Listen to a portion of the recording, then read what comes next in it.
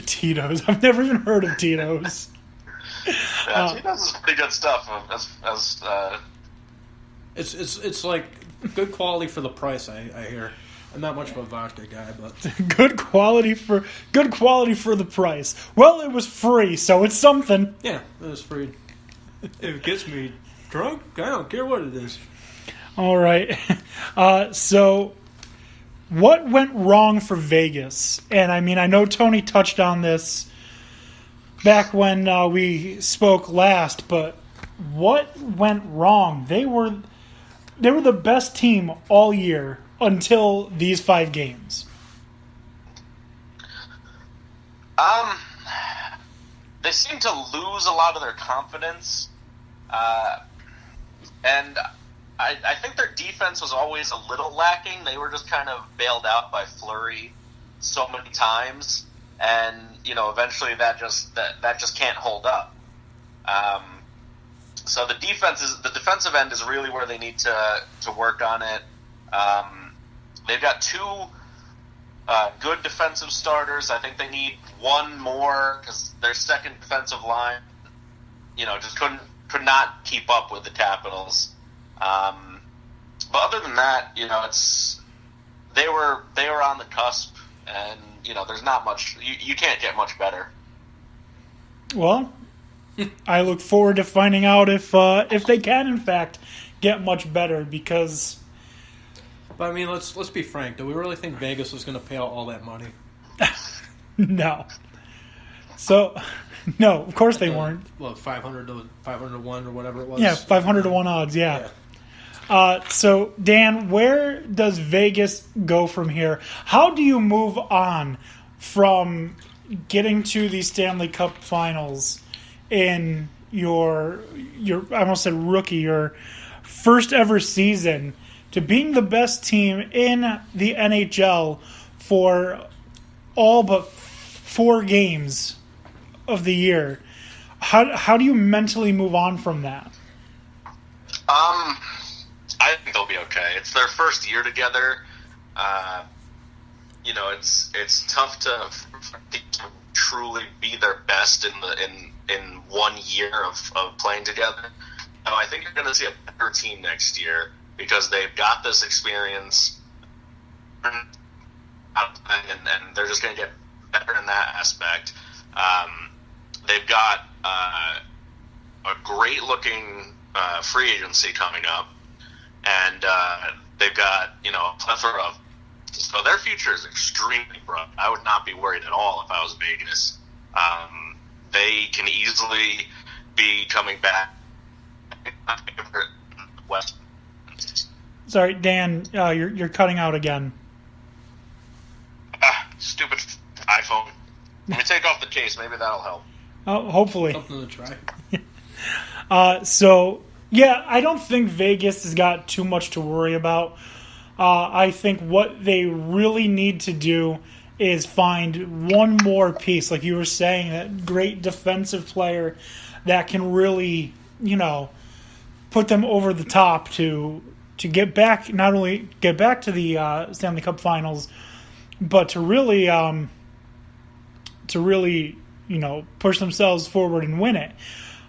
So do you think that they're going to try and do that in free agency? Do you think maybe they're going to, try and put together some crazy trade package to bring in a star player?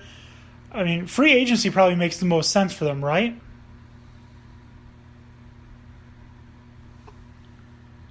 Hello, Dan? Lose him. Hello? Can you hear me now? Yeah. Yes. Yeah. There he is. I don't know what's going on with my phone. How about now? Yeah, we can hear you. Okay.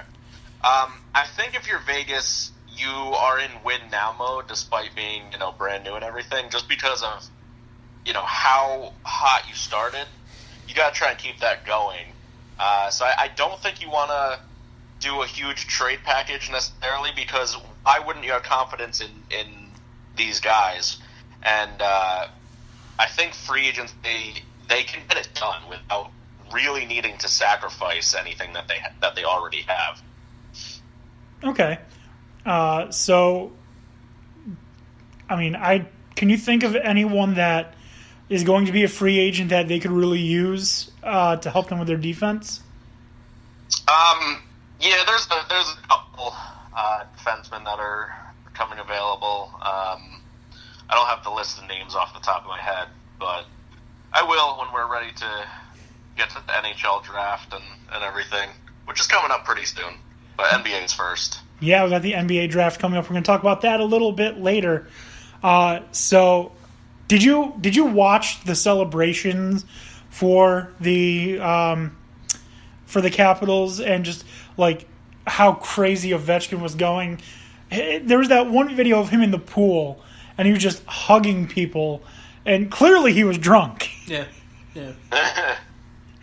But like, have you ever seen any championship, whether it's a team or a player, who has just celebrated and lived it up? Yeah, lived it up. Really, I can't think of anything or any team that is more like in the moment with their victory than they are. Yeah, it was fun to watch. Immediately after they won, I don't know if you saw it, but when they were still bringing the Stanley Cup around the rink, a woman right in front of the on the glass put her breasts right on the glass on camera. So that's been circulating the internet. A Google search away if you're curious. Excellent. So that'd be like a Stanley D Cup. Yes, it would. And who? Dan? Can you hear me now? Yes. Yep. Oh man, I think this phone had. You think this phone has what, Dan? Oh my god. I don't know anymore. Gotta find the sweet spot. Yep, gotta find that sweet spot. This is the first time this has been happening. I'm very confused. Yeah. So what were we in the middle of saying when he got celebration of the Stanley Cup? The Stanley D Cups. Yeah, the Stanley D Cups. That's right. There you go. Yeah. Oshie noticed them right away, and there's a phone. Dan, are you there? Hello, Dan. Can you hear me now? Yes. Okay, hang. Better? No. Huh. It's weird because it's like you can hear him clear, and then all of a sudden it kind of fades out. Yeah. I don't know. You guys getting like rain or anything down there? Well, we don't know where he is. He might be in the middle of the woods. Right. Yeah. Don't give away the location because, as they said, you still have to award that prize, right? Yeah, he might be going through a tunnel right now. Yep. That's true. I am traveling the world. All right. All right. Try to finish the take before the cuts out again, I guess. Right. Okay. So we were talking. So the celebration, we were talking about the Stanley D Cups is what we're going to call them. You were saying TJ Oshie is the one that noticed them, right? That photo of him pointing at the glass. Yeah. Even while the cup is being raised right there, a man can't help but look at different cups. Good point. Oh, that's hilarious. It was definitely, I'd say, after I finished watching, it was one of probably the most entertaining sports celebrations I've ever seen. As to, each guy pretty much got to carry the cup around the rink, and then they do the team photo at the end, and one of the team members was like late to the photo. He kind of like dives in at the last minute. So, I mean, they had to have a good party afterwards. Yeah, so it seemed like that they were having a lot of fun, even without the D cups. Alexander Ovechkin, probably the happiest person on earth right now. Yeah, rightfully so. Yeah, I mean, finally, he broke the curse, delivered a championship in DC, and Reverse the curse, baby. yeah, and really as Dan O'Shea had said, cemented his legacy as one of the best of all time. Yeah, and I think that's the first one that the Caps have ever won. So it's pretty huge.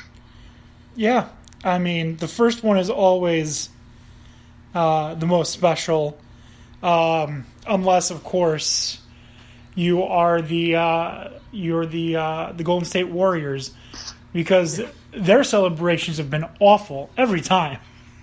Yeah. As it stands, there's no White House invitation, right? Who knows? Who knows? This guy changes his mind like every 10 seconds. So that's... We'll worry about that when that comes. Or doesn't. Whatever. Either or. Yeah. But the next season should be a fun hockey season.